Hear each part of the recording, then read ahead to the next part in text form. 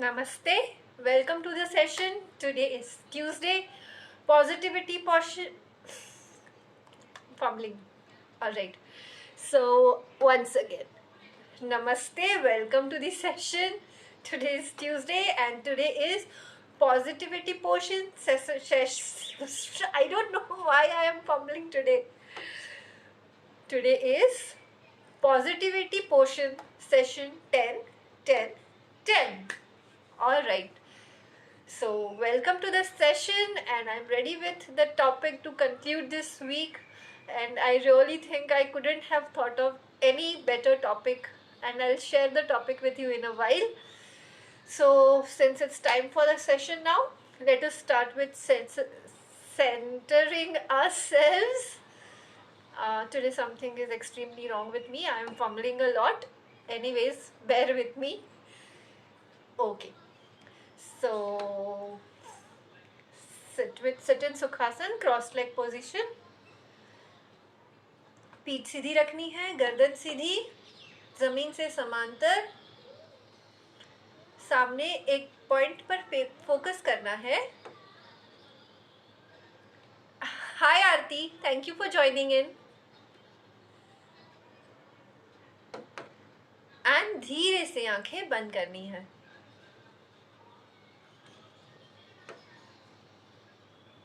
Focus on your breath. सांसों पर ध्यान देना है. सबसे पहले अपने पूरे शरीर को ऑब्जर्व कीजिए. पूरे शरीर की तरफ ध्यान दीजिए. Observe your body. सर से लेकर पांव तक पूरे शरीर में कहीं भी किसी भी तरह का तनाव या खिंचाव नहीं होना चाहिए. There should be no stress or strain in any part of your body.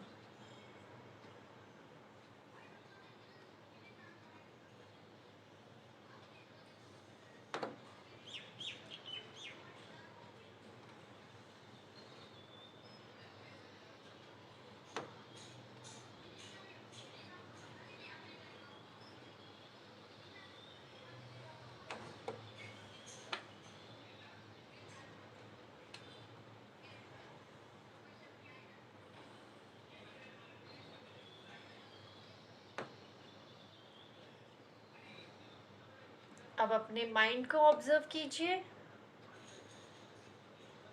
और आपका माइंड जो यहाँ वहाँ घूम रहा है, धीरे से उसे लेकर आइए और अपनी सांसों के साथ जोड़ दीजिए. पूरे ध्यान से अपने सांसों को ऑब्जर्व करना है.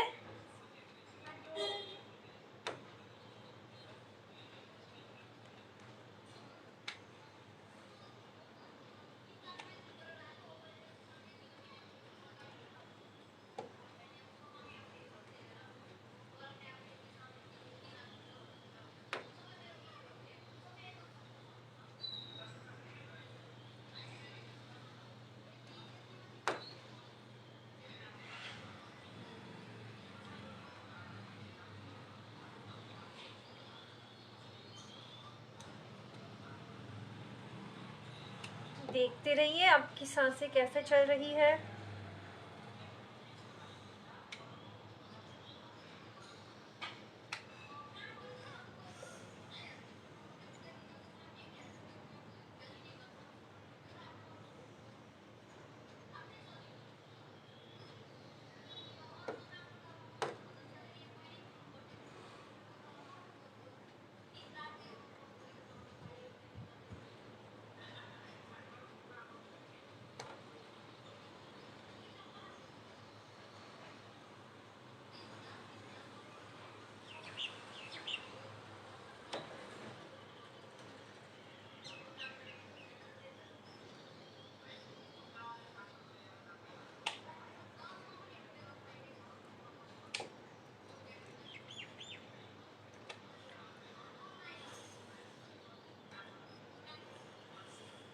अगर आपका माइंड यहाँ वहाँ घूमने लगे, वॉन्डर करने लगे, तो धीरे से उसे वापस ले आइए और अपनी सांसों के साथ जोड़ दीजिए.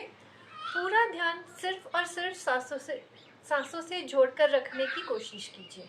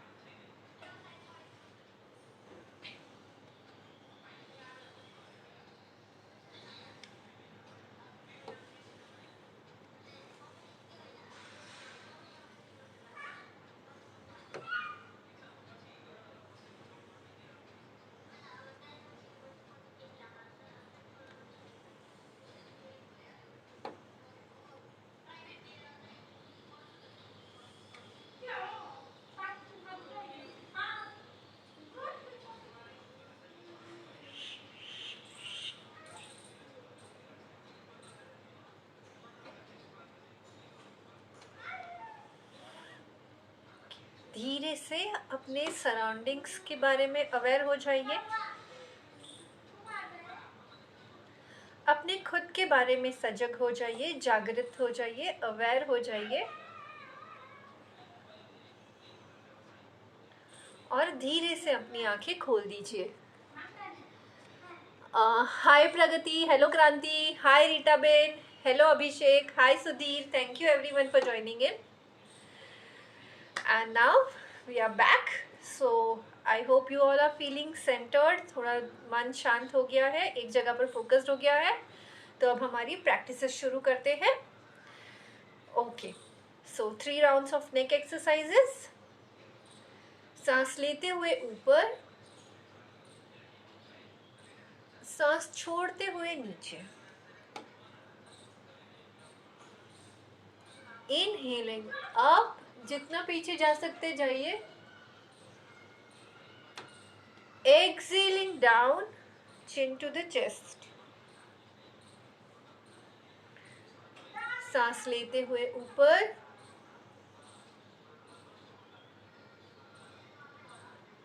एक्सेल करते हुए नीचे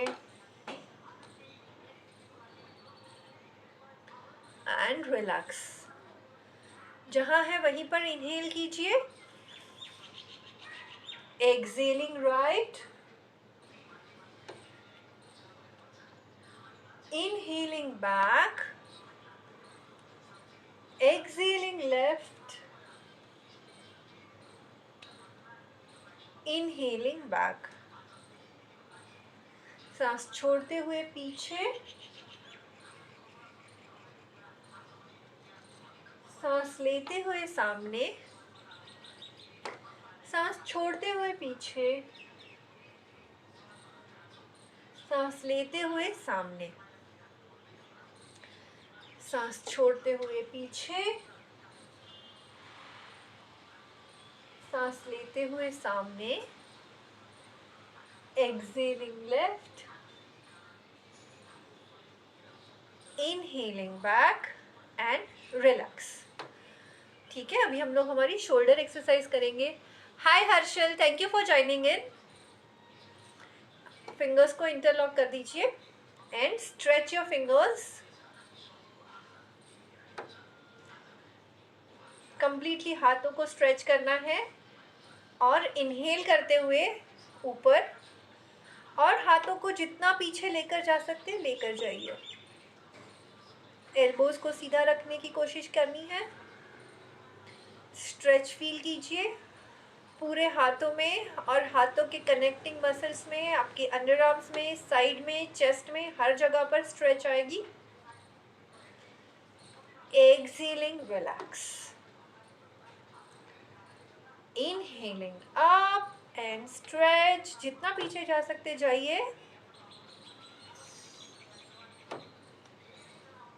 नॉर्मल ब्रीदिंग करते रहिए, फील द स्ट्रेच। नेक को रिलैक्स रखिए, नेक को लटका के नहीं रखना है, बिल्कुल रिलैक्स, कोई स्ट्रेस या स्ट्रेन नहीं होनी चाहिए नेक पे।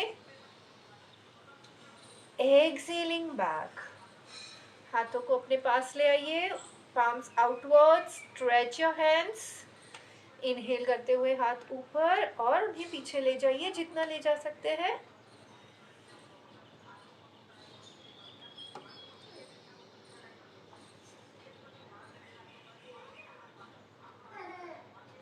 एक्सेल करते हुए नीचे, इनहेल करते हुए पीछे,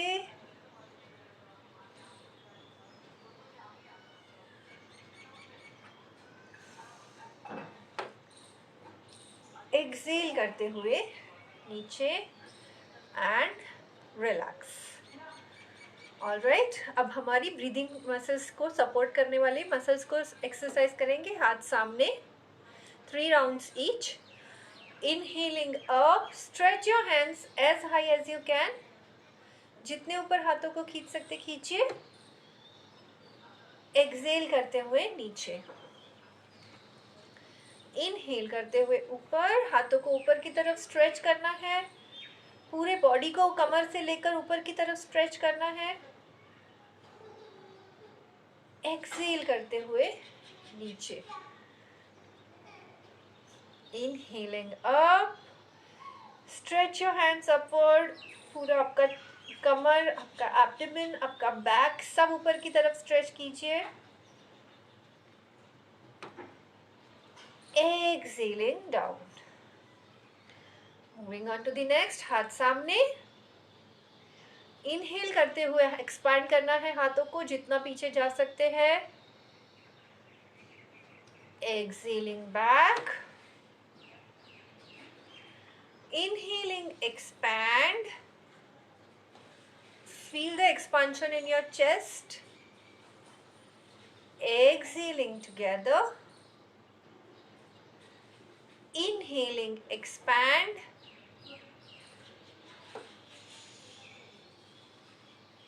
Exhaling together. And relax. Hands on your side. Inhale करते हुए हाथ ऊपर, साइड के मसल्स में स्ट्रेच फील करना है और ऊपर की तरफ स्ट्रेच करना है हाथों को. Exhaling down. Inhaling up, stretch.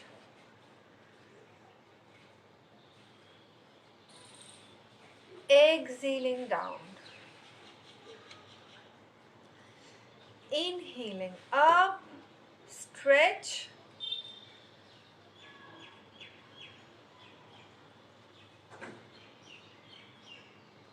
Exhaling down and relax. Breathe normal. अब हम इक्वल ब्रीदिंग करेंगे. 4 counts inhale, 4 counts exhale. Complete breath लेंगे. तीनों मसल्स को इन्वॉल्व करेंगे, clavicular muscles, intercostal muscles and diaphragm muscles. और जैसे मैंने कल एक्सप्लेन किया था, इनहेल करते वक्त पहले डायफ्राम फिल होगा, फिर इंटरकॉस्टल मसल्स और फिर क्लेविकुलर मसल्स. एंड एक्सहेल करते वक्त क्लेविकुलर मसल्स एम्प्टी होगा, फिर intercostal muscles and then diaphragm. So complete breath लेना है, तीनों मसल्स को इन्वॉल्व करना है इनहेलेशन और एक्सहेलेशन में. ऑलराइट, तो सुखासन में आ जाइए. Hello Karim, thank you for joining in. Okay, sukhasana में बैठकर back straight, shoulders relax, chin parallel to the floor. सामने एक पॉइंट पर फोकस कीजिए और धीरे से आंखें बंद कर दीजिए. नॉर्मल ब्रीदिंग करते रहिए और आपकी सांसों पर ध्यान दीजिए.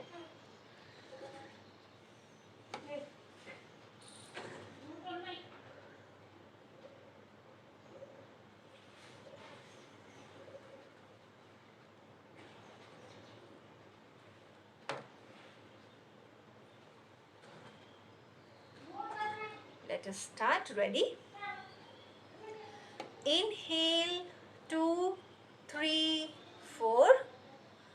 Hold 2, 3, 4.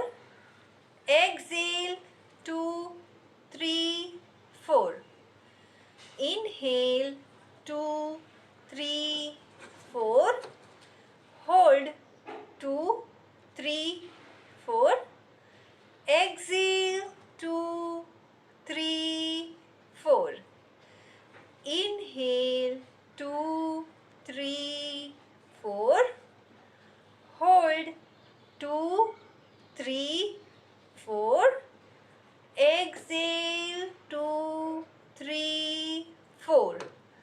Inhale 2, 3, 4. Hold 2, 3, 4. Exhale 2, 3, 4. Inhale 2, 3, 4. Hold 2, 3, 4. Exhale 2, 3, 4. Inhale 2, 3, 4. Hold 2, 3, 4. Exhale 2, 3, 4. Inhale 2, 3, 4. Hold 2, 3, 4. Exhale 2, 3, 4. Inhale 2, 3, 4. 4. Exhale, 2, 3, 4. Inhale, 2, 3, 4. Hold, 2, 3, 4. Exhale, 2, 3, 4. Inhale, 2, 3, 4. Hold, 2, 3, 4. Exhale, 2, 3, 4. Inhale, 2, 3, 4. Hold, 2, 3, 4. Exhale, 2, 3, 4. And relax, breathe normal. Keep your eyes closed. Observe your breath. See if there are any changes in your breath. आपके breathing pattern में कोई change आई है क्या? आपका breathing पहले से ज़्यादा शांत हो गया है, काम हो गया है, या ज़्यादा irritated, agitated हो गया है, तेज हो गया है? सिर्फ ऑब्जर्व कीजिए आपकी ब्रेथ को.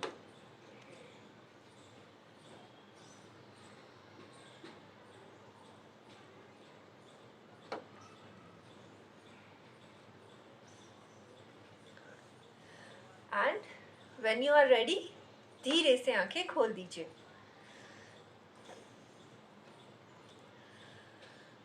Alright, as you all know, ये जो हमारा हफ्ता है इन सेशंस का, ब्रीदिंग सेशंस का लास्ट वीक है. मैंने बेसिक सारी एक्सरसाइजेस आप लोगों को हैंड हेल्ड करके सिखाई है. और तो मैं एक्सपेक्ट करती हूँ कि आप लोग मेरे सेशंस बार बार देखते रहेंगे और सारी एक्सरसाइजेस प्रैक्टिस करते रहेंगे, सो दैट आपके लंग्स और ज़्यादा पावरफुल होते रहे, स्ट्रॉन्ग होते रहे, और ये पैंडेमिक का जो वायरस है वो आपको ज़्यादा नुकसान ना पहुंचा सके. So keep building your self stronger with every passing day. मेरे सारे जितने भी एपिसोड्स है, जितने भी सीरीज़ में एपिसोड्स है, वो सारे बार बार देखिए और बार बार प्रैक्टिस करते रहिए. ठीक है. सो आज हमारा पॉजिटिविटी पोर्शन है. सो पॉजिटिविटी पोर्शन का लास्ट हफ्ते का टॉपिक, जो मुझे लगता है कि इसके अलावा और कोई टॉपिक शायद सूट करता ही नहीं इस हफ्ते को, वो है ग्रैटिट्यूड. ग्रैटिट्यूड, कृतज्ञता. वेल, मैं खुद आज सुबह तक श्योर नहीं थी कि मुझे किस टॉपिक पर डिस्कस करना है. कुछ काम करते करते अचानक मैंने ये सवाल अपने आप से ही पूछा कि यार आज पॉजिटिविटी पोर्शन है आज, और ये लास्ट वीक है मेरा, तो कौन सा टॉपिक मुझे लेना चाहिए. और जैसे हम लोग किसी दोस्त से बात करते हैं और दोस्त हमें आंसर देता है, वैसे ही एक आवाज़ आई और बोला कि gratitude. And I was like, अरे हाँ, ग्रैटिट्यूड से बेटर तो कोई टॉपिक हो ही नहीं सकता. इनफैक्ट मैंने अपनी इन सीरीज़ के फर्स्ट वीक में ग्रैटिट्यूड के बारे में थोड़ी सी बात की थी जब हमने पॉजिटिविटी पोर्शन का फर्स्ट एपिसोड शूट किया था. तो उसमें मैंने बताया था ग्रैटिट्यूड क्यों ज़रूरी है, और मैंने ये भी बताया था कि मैं पिछले 1-2 महीने से ग्रैटिट्यूड जर्नल लिख रही हूँ अपनी फ्रेंड के साथ. सो मैंने सोचा कि हाँ, ये टॉपिक बहुत अच्छा है और we will discuss on gratitude throughout the week. Well, आप सब जानते हैं कि संडे को मदर्स डे था. So I was a little sad because my mom is not around, और मैं पूरा दिन मेरा थोड़ा सैड ही गया था. तो शाम को मेरी एक बहुत अच्छी फ्रेंड है शीतल, उसका फ़ोन आया था. तो हमारी काफ़ी लंबी बात चली, लेकिन क्योंकि उस दिन मैं सैड थी तो पूरी नेगेटिव बातें ही हो रही थी. मतलब वो मुझे बूस्ट करने की बहुत कोशिश कर रही थी, पर वो ज़्यादा सक्सेसफुल नहीं हो रही थी क्योंकि मैं बहुत ज़्यादा सैड थी उस दिन. एनीवेज, तो she tried her best, we tried talking on positive things on life and everything, और वो कहीं ना कहीं वो हेल्प कर रहा, लेकिन वो एक दिन था जो which was pulling me down. Anyways, तो आज उसने मुझे एक वीडियो भेजा और उसमें एक बहुत अच्छी स्टोरी थी ग्रैटिट्यूड के ऊपर, जो मैं आपके साथ शेयर करना चाहूँगी. ये स्टोरी मैंने पहले भी इंस्टाग्राम पे या फेसबुक पे कहीं तो देखी हुई है, बट उसने मुझे स्पेशली भेजी है वो स्टोरी, कल भेजी थी, so that I feel grateful और मेरे अंदर की नेगेटिविटी दूर हो जाए. पर ये स्टोरी बहुत ज़रूरी है हमारे लिए हर सिचुएशन में याद रखना. So the story is like this. इस स्टोरी का नाम शायद आप लोगों ने भी देखी होगी. इस story is the 10th Apple effect. 10th Apple effect. तो इस स्टोरी में ये होता है कि एक आदमी होता है जो जंगल में घूमने गया होता है, पर वो भटक जाता है, अकेला होता है, उसे कहीं भी रास्ता नहीं मिलता जंगल से बाहर निकलने का। तो वो घूम रहा है, अपने लिए रास्ता ढूंढ रहा है, उसको ना कोई कहीं रास्ता मिल रहा है, ना पानी मिल रहा है पीने को, ना कुछ खाने को मिल रहा है, क्योंकि अब हमारे जैसे लोग अगर जंगल में जाएंगे तो हमें पता ही नहीं है कौन से पेड़ पौधों को खाना है, कौन से पेड़ पौधों को नहीं खाना है। सो हमारे अंदर वो शक्ति हमने डेवलप ही नहीं की है कि हमारा नेचुरल इंस्टिंक्ट हमें गाइड कर सके। तो ये जो आदमी है वो घूमता रहा, ना कुछ खाने को मिला, ना कुछ पीने को मिला, उसके पास जो कुछ भी खाना पीना था सब खत्म हो गया। 3 दिन तक भूखा प्यासा ये आदमी पूरे जंगल में भटक रहा था, अपने लिए रास्ता ढूंढ रहा था बाहर निकलने का, लेकिन उसे कहीं भी रास्ता नहीं मिला। 3 दिन के बाद कहीं अचानक उसे उस जंगल में एक एप्पल ट्री दिखता है, एक सेब का पेड़। तो वो बहुत खुश हो जाता है कि अरे मैं इतना भूखा हूँ और मुझे सेब का पेड़ दिखा है, तो अभी मुझे एप्पल खाने को मिलेंगे। वो भाग भाग कर जाता है और वो बहुत सारे एप्पल्स तोड़ लेता है पेड़ पे से और अपने पास समेट के रख देता है, और सबसे पहले एक एप्पल उठाता है और खाने बैठ जाता है। ऑब्वियसली 3 दिन से भूखा है तो उसे भूख तो जोरों से लगी है, तो वो एप्पल खाने बैठ जाता है। खाते पहला एप्पल वो खाता है, इसको इतनी खुशी होती है पहला एप्पल खाने से कि मतलब मैं 3 दिन से मुझे कुछ खाने को नहीं मिला था और फाइनली मुझे ये एप्पल मिला है। वो इतना एंजॉय करता है उस एप्पल को कि उसकी कोई लिमिट नहीं होती। फर्स्ट एप्पल खत्म हो जाता है पर ऑब्वियसली उसका पेट नहीं भरता है, तो वो सेकेंड एप्पल खाता है। सेकेंड एप्पल खाता है तो उसका पेट पहले से थोड़ा ज़्यादा भरा हुआ था, तो उसे खुशी तो हो रही है सेकेंड एप्पल खाते वक्त, लेकिन उतनी खुशी नहीं हो रही है जितनी उसे फर्स्ट एप्पल खाते वक्त हुई थी। फिर वो एक और एप्पल खाता है। तीसरा एप्पल खाते वक्त उसको जो खुशी मिल रही थी वो फर्स्ट एप्पल और सेकेंड एप्पल के कंपैरिजन में और कम। इकोनॉमिक्स में इस चीज़ को बोलते हैं law of diminishing marginal utility. ये टॉपिक मुझे उस वक्त 12th स्टैंडर्ड में जब हमें पढ़ाया गया था बहुत मुश्किल हुआ था समझने के लिए, पर बाद में फाइनली आई अंडरस्टूड कि ये क्या होता है। डिमिनिशिंग मार्जिनल यूटिलिटी कि हमें किसी चीज़ से जो वैल्यू मिलती है वो चीज़ हमारे पास जब कम होती है तो उसकी वैल्यू सबसे ज़्यादा होती है, और जब ज़्यादा मिलती जाती है तो उसकी वैल्यू कम हो जाती है। तो थर्ड एप्पल में उसकी जो खुशी थी वो बहुत कम हो गई। पर अभी इतने सारे एप्पल्स वो एक वक्त में तो खाने नहीं वाला था, तो उसने बहुत सारे एप्पल्स अपनी बैग में पैक कर लिए और वो चल पड़ा अपने रास्ते पर, अपने लिए जंगल से बाहर जाने का रास्ता ढूंढने। फिर उसको फिर से भूख लगी तो उसने चौथा एप्पल खाया, पर अब तक उसे उन एप्पल्स की आदत पड़ गई थी, तो उसे पहला एप्पल खाने वाली जो खुशी थी वो नहीं मिल रही थी। बस वो उसके पास ऑप्शन नहीं है तो वो एप्पल खा रहा था। फिर पांचवा एप्पल, फिर छठा एप्पल, ऐसे करते करते एक ऐसा स्टेज आया कि वो बोला था अरे ये एप्पल तो मीठा नहीं है, खट्टा है, इसे फेंक दो, मैं दूसरा एप्पल लेके खाता हूँ। वो एप्पल इसमें ये लगा है, उसमें वो लगा, बुराइयां निकालने लगा बिकॉज उसके पास एक्सेस था। तो उसने उसके अंदर जो ग्रेटफुलनेस था of finding the Apple tree, जब उसने पहली बार वो एप्पल ट्री देखा वो तो कहीं खो ही गया था। और अभी वो उसके पास जो चीज़ थी जो इतनी वैल्यूएबल थी, क्योंकि अभी भी उसे ये नहीं पता था कि दूसरा एप्पल ट्री या दूसरी कोई भी खाने की चीज़ उसे कब मिलेगी, पर फिर भी जस्ट क्योंकि उसके पास बहुत सारा था अब उसे उसमें नुक्स नज़र आ रहे थे, बहुत सारी बुराइयां नज़र आ रही थी और वो चीज़ों को डिस्कार्ड कर रहा था, फेंक रहा था। ग्रेटफुलनेस तो बिल्कुल ही ख़त्म हो गई थी। So by the time he reached 10th apple, he had reached the level of zero gratitude. उसको बिल्कुल कुछ फर्क ही नहीं पड़ रहा था कि उसके पास और एप्पल्स हैं जो उसकी भूख भगा सकते हैं। ये हमारी लाइफ से इस तरह से ही रिलेटेड है कि 2020 में कोरोना आया, उसके पहले हमारे पास बहुत सारी चीज़ें थी लाइफ में। हम लोग बाहर जा सकते थे, हम लोग दोस्तों से मिल सकते थे, हम लोग ट्रेन्स में ट्रैवल कर सकते थे, बहुत सारी चीज़ें हम कर सकते थे जो हम लोग 2020 से लेकर आज तक नहीं कर पा रहे हैं। और हम लोगों ने कहीं ना कहीं उन सारी चीज़ों को की वैल्यू खो दी थी। Something as simple as a hug, हम लोग जब भी दोस्तों को मिलते थे हग करते थे, तो हाँ हग ही तो है, दोस्तों को नहीं करेंगे तो किसको करेंगे। पर आज जब हम महीनों तक एक दूसरे को नहीं मिल पाते और महीनों के बाद जब किसी फ्रेंड को या किसी फैमिली मेम्बर को हग करते हैं तो उस हक की वैल्यू ही अलग हो जाती है। तो जो हक को हम लोग टेकन फॉर ग्रांटेड लेने लगे थे, या जिन मीटिंग्स को हम टेकन फॉर ग्रांटेड लेने लगे थे, कह रही हाँ दोस्ती तो है, आज नहीं तो कल मिल लेंगे, कल नहीं तो 2 महीने बाद मिल लेंगे, और हम लोगों ने इस तरह से कितनी मीटिंग्स कैंसिल की है दोस्तों के साथ। लेकिन आज जब हमें मौका मिलेगा तो हम पहला मौका मिलने पर दोस्तों से मिलने, फैमिली मेम्बर से मिलने दौड़ेंगे, क्योंकि आज हमें उस चीज़ की वैल्यू समझ में आई है। तो उस स्टोरी का यही मॉरल था कि हमारी लाइफ में जो चीज़ें हैं ना, उन्हें टेकन फॉर ग्रांटेड बिल्कुल नहीं लेना है। बिकॉज उसके पास जो एप्पल्स थे ना, उसे पता था कितने एप्पल्स है और वो कब खत्म होने वाले हैं। हम जिन चीज़ों की बात कर रहे हैं ना, वो हमारे पास कब तक है, कितनी है, इसका हमें कोई नॉलेज ही नहीं है।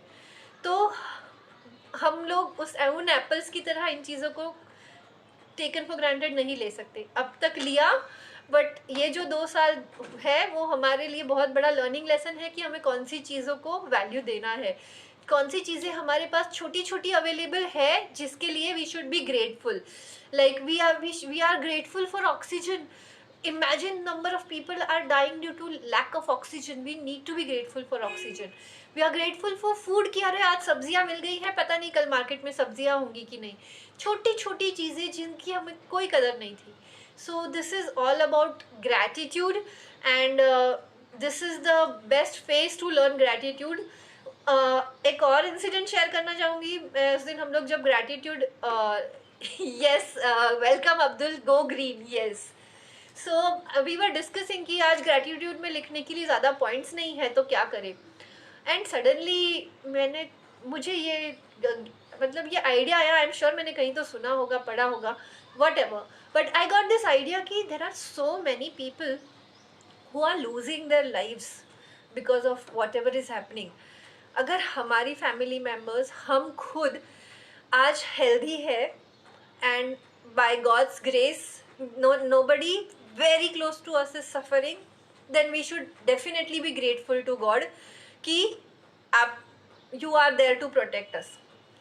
बिकॉज जो बाहर सबके साथ हो रहा है वो हमारे साथ कभी भी हो सकता है, पर अगर नहीं हुआ है तो इससे बड़ी तो ग्रेटफुलनेस की कोई बात हो ही नहीं सकती। So this would be the biggest point of gratitude we can have at this point of time. So be grateful for everything, and even after all this is over, keep this attitude of gratitude in life, because that is the way to go in life. ये हमारी life में अगर होगा ना तो हमारे life में दुखी होने के मौके बहुत कम हो जाएंगे. ये मैं भी सीख रही हूँ. I am not an expert at all this. I am also learning all this. This is a journey of me along with you. I am not leading you, I am working it with you. So it is for every one of us. So this is all about gratitude. We'll talk more on it next positivity portion session. All right, so while ending the session, let us do Bhramari pranayam and be happier than what we are. चलिए. So symbolically 5 senses को close करना है. Ears, आपकी जो tongue है वो upper palate को touch होगी. टीथ एक दूसरे को टच रहेंगे एकदम हल्के से. Neck little bit raised up. Take a deep breath in and exhaling हम.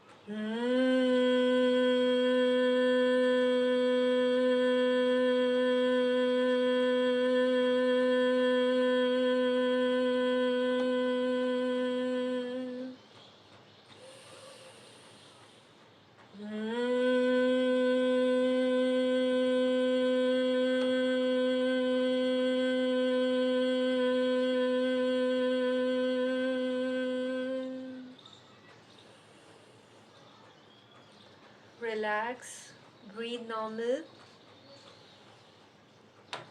वाइब्रेशंस को फील कीजिए।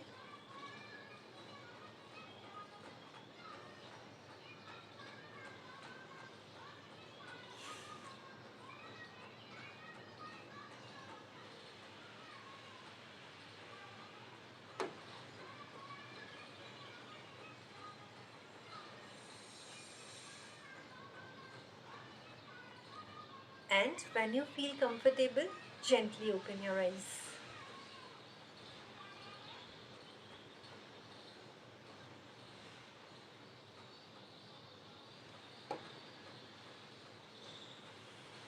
Okay, so that is it for today.